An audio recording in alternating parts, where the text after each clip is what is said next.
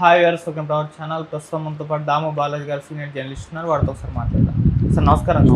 పాకిస్తాన్ పైన తాలిబాన్లు అటాక్ చేశారు. దాదాపు 54 మంది పాకిస్తాన్ సైనికులు చనిపోయారు కూడా వార్తలు అయితే వస్తున్నాయి. అయితే ఈ తాలిబాన్ల అటాక్ ఎందుకు జరిగింది? భారత్కు మద్దతు తెలపడానికి ఈ అటాక్ చేశారా అన్న వేలో చర్చ జరుగుతుంది. లేదా ఆఫ్ఘనిస్తాన్కి పాకిస్తాన్కి మధ్య గొడవలు ఏమన్నా ఉన్నాయా? దాని కారణంగా జరిగాయి సార్? ఎందుకు జరిగింది అటాక్? ఖచ్చితంగా ఆఫ్ఘనిస్తాన్కి పాకిస్తాన్కి మధ్య గొడవలు ఉన్నాయి. ముఖ్యంగా 2021లో అమెరికా ఆఫ్ఘనిస్తాన్ నుంచి వెళ్ళిపోయి తాలిబాన్లకి ఇచ్చేసింది. తాలిబాన్లు గవర్నమెంట్ని ఫామ్ చేశారు. అప్పటి నుంచి ఆఫ్ఘనిస్తాన్లో ఉన్న తాలిబాన్ ప్రభుత్వం ఇండియాతో సఖ్యతగా ఉంది, పాకిస్తాన్తో గొడవల్లో ఉంది. దీనికి కారణం ఏంటంటే, మనకు ఎలాగైతే పాకిస్తాన్కి ఇండియాకి మధ్య కాశ్మీర్ ఇష్యూ, బార్డర్ ఇష్యూ ఉందో, అలాగే అక్కడ కూడా వెస్ట్రన్, మనకేమో కాశ్మీర్ పాకిస్తాన్కి ఈస్టర్న్ ఫ్రంట్ ఉంటుంది, తూర్పు వైపున ఉంటుంది. పాకిస్తాన్కి పశ్చిమ వైపున ఆఫ్ఘనిస్తాన్ ఉంటుంది. సో ఆఫ్ఘనిస్తాన్లో కూడా డొరాండ్ లైన్ అనే ఒక బార్డర్ ఉంటుంది. ఇది బ్రిటిష్ వాళ్ళే గీసిపోయిన లైన్. సో ఒకప్పుడు తాలిబాన్లతో మంచి సఖ్యతగానే పాకిస్తాన్ ఉన్నింది. కానీ తర్వాత క్రమంలో పాకిస్తాన్కి ఆఫ్ఘనిస్తాన్కి మధ్య గొడవలు అనేవి జరిగాయి. అయితే ఇప్పుడు చెబుతున్న అటాక్ ఏదైతే ఉందో, తాలిబాన్లు చేసిన అటాక్, ఇది డైరెక్ట్గా ఆఫ్ఘనిస్తాన్ చేసిన అటాక్ కాదు. అంటే ఇక్కడ 2 రకాల తాలిబాన్లు ఉన్నారు. ఒకటేమో పాకిస్తాన్లో ఒక తాలిబాన్లు ఉన్నారు, ఆఫ్ఘనిస్తాన్లో అఫీషియల్గా తాలిబాన్ ప్రభుత్వమే ఉంది. సో ఇక్కడ పాకిస్తాన్లో ఉండే తాలిబాన్లకి ఆఫ్ఘనిస్తాన్లో ఉన్న తాలిబాన్లకి మధ్య కొన్ని విషయాల్లో ఏకీభావం ఉంది, కొన్ని విషయాల్లో సపోర్ట్ చేస్తారు ఆఫ్ఘనిస్తాన్ వాళ్ళు, కొన్ని విషయాల్లో వ్యతిరేకత కూడా, ఇబ్బందులు కూడా ఉన్నాయి వాళ్ళ మధ్య.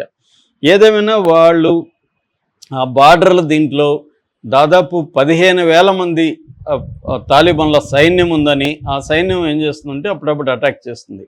ఇక్కడ మనం ఎట్లాగైతే పాకిస్తాన్ టెర్రరిస్టులు మన దేశంలోకి వచ్చి మన దేశంలో ప్రజల మీద కావచ్చు, సైన్యం మీద దాడులు చేస్తున్నారు, అలాగే ఆఫ్ఘనిస్తాన్ నుంచి పాకిస్తాన్లోకి వచ్చి పాకిస్తాన్ మీద దాడులు చేస్తున్నారని చెప్పి పాకిస్తాన్ ఏం చేసిందంటే, ఆఫ్ఘనిస్తాన్లో కొన్ని ప్రాంతాల మీద దాడులు, వైమానిక దాడులు జరిపింది. మనం ఎలాగైతే సర్జికల్ స్ట్రైక్స్, బాలాకోట్ కావచ్చు, ఊరి కావచ్చు, ఇక్కడంతా సర్జికల్ స్ట్రైక్స్ మనం ఎలా చేశామో, అలాగా పాకిస్తాన్ ఆఫ్ఘనిస్తాన్లో వెళ్ళి ఈ సర్జికల్ స్ట్రైక్స్ కానీ ఎయిర్ స్ట్రైక్స్ కానీ చేసింది గతంలో.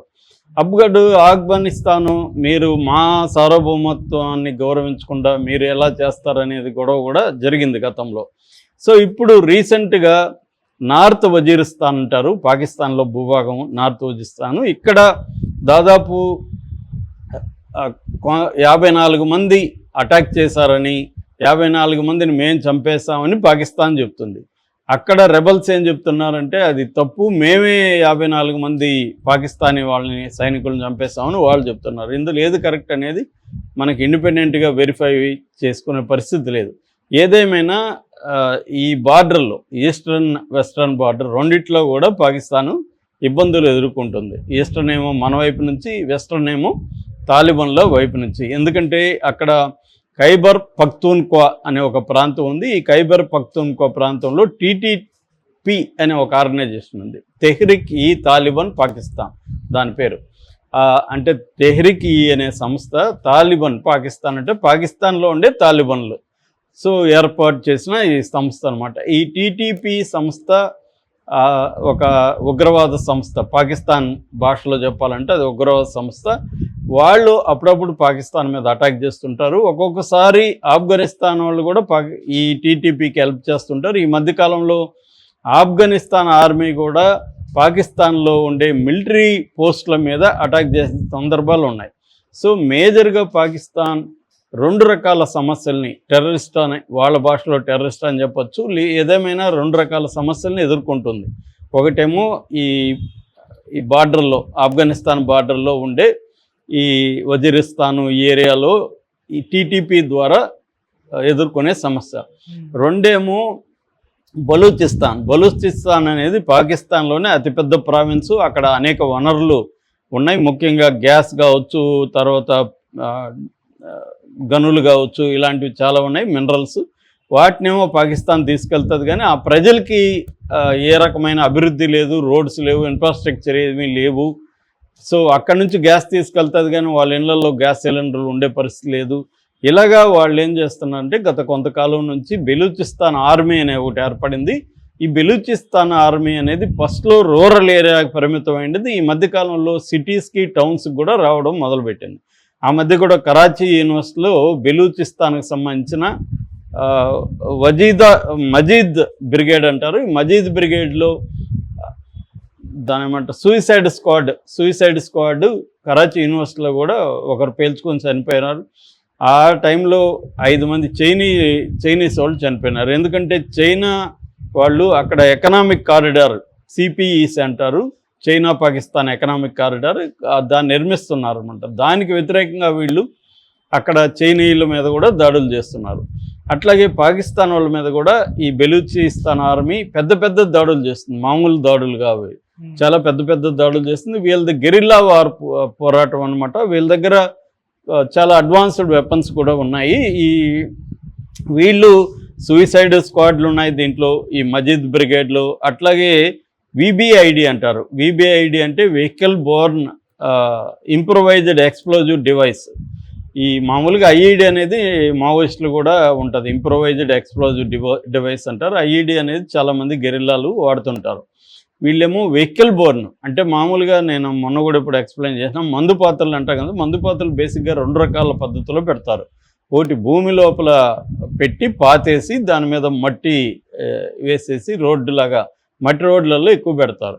లేకపోతే తార్ రోడ్లో మధ్యలో కొట్టేసి అక్కడ మట్టి చేసేస్తారు. అది వెహికల్ దీని మీదకి వెళ్ళినప్పుడు కరెక్ట్గా దగ్గరలో ఎక్కడో దూరంగా కొంచెం 2 కిలోమీటర్స్ దూరంలో ఉండి దాన్ని పేల్చేస్తారు. That is one method.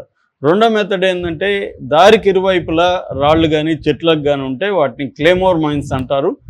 ఇనుప పైపుల్లోకి ఇవి డెటనేటర్లు ఇవన్నీ పెట్టేసి వాటి వైర్లు కనెక్షన్ తీసుకొని వాటిని పేలుస్తారు. వీటిల్లో ఈ బస్సులకి పెట్టి చేయడం అనేది ఇప్పుడు వీళ్ళు చేస్తున్నారు. ఈ బస్సులకి వెహికల్స్కి వీటిని పెట్టేసి వాటిని పేల్చే పద్ధతి విబిఐఈడి అంటారనమాట. ఆ మెథడు వీళ్ళు చేస్తున్నారు. అట్లాగే వీళ్ళు మెరుపు దాడులు చేయడం కూడా జరుగుతుంది. మొన్న వీళ్ళు జాఫర్ ఎక్స్ప్రెస్ అనే ఒక ట్రైన్ని కిడ్నాప్ చేసి దాంట్లో దాదాపు 21 మంది పైన చంపేశారు. 2 రోజుల పాటు చాలా అడ్వాన్స్డ్గా చేయగలిగారు వాళ్ళు. అదంతా కూడా వాళ్ళే డ్రోన్స్ సహాయంతో వీడియో షూట్ కూడా జరిపి దాన్ని కూడా రిలీజ్ చేశారు. అంతకుముందు కూడా వాళ్ళు క్వెట్టా కాన్వాయ్ అనే దాని మీద అటాక్ చేయడం, తర్వాత ఐఎస్ఐ ఏజెంట్ని చంపారు. నోషికీ సూసైడ్ అంటారు, అనే ప్రాంతంలో సూసైడ్ బాంబు పెట్టారు. ఇలాగా ఇప్పటి వరకు పాకిస్తాన్ ఏంటంటే ఈ టెర్రరిస్టుల అటాకుల వల్ల దాదాపు 80,000 మంది పౌరులు కావచ్చు, సైన్యం కావచ్చు చనిపోయారు. అట్లాగే లాస్ట్ ఇయర్ చెప్పాలంటే 1100 టెర్రరిస్ట్ అటాక్స్ పాకిస్తాన్లో జరిగాయి. సో దాంతోపాటు ఇప్పటి వరకు ఒక బలూచిస్తాన్ గెరిల్లా వార్ పోరాటంలోనే పాకిస్తాన్ సైనికులు 500 మంది పైన చనిపోయారు. ఒక 20 మంది వరకు చైనా వాళ్ళు చనిపోయారు అనేది మనకు వస్తున్న లెక్కలు. సో ఈ రకంగా ఏంటంటే ఇప్పుడు ఒక పక్క ఇండియాతో వారికి వాళ్ళు రెడీ అవుతున్న సందర్భంలో ఇక్కడ బెలూచిస్తాన్ వాళ్ళు, తర్వాత ఆఫ్ఘనిస్తాన్ నుంచి, తర్వాత పాకిస్తాన్ బార్డర్లో ఉంటున్న తాలిబాన్లు అటాక్స్ అనేవి చేస్తున్నారు. దీని వెనక ఇండియా ఉందని పాకిస్తాన్ వాళ్ళు ఆరోపిస్తున్నారు. ఎందుకంటే బెలూచిస్తాన్కు ఆయుధాలు సరఫరా ఇండియా చేస్తుందని, అట్లాగే ఆఫ్ఘనిస్తాన్కి కూడా ఇండియా హెల్ప్ చేసి పాకిస్తాన్ ఇబ్బంది పెట్టడానికి ఆఫ్ఘనిస్తాన్లో ట్రై చేస్తున్నారని చెబుతున్నారు. అందుకని చాలామంది పాకిస్తాన్ని మీరు విడగొట్టేయండి అని మన రేవంత్ రెడ్డి లాంటి వాళ్ళు ఎందుకు చెప్తున్నారంటే బెలూచిస్తాన్ రెడీగా ఉంది. బెలూచిస్తాన్కి కానీ ఒకప్పుడు మన ఇందిరాగాంధీ బంగ్లాదేశ్ పోరాటానికి హెల్ప్ చేసి బంగ్లాదేశ్ని చీల్చిందో, ఎలా సపరేట్ చేసిందో, అలాగే బెలూచిస్తాన్ సపరేట్ చేయడానికి మోడీ ప్రభుత్వం ట్రై చేస్తే ఈజీగా బెలూచిస్తాన్ కూడా సపరేట్ అయిపోతుంది, అప్పుడు పాకిస్తాన్ వీక్ అయిపోతుంది అనేది కొంతమంది అభిప్రాయం. బట్ అది అంత ఈజీ కాదు. అది ఏదేమైనా పాకిస్తాన్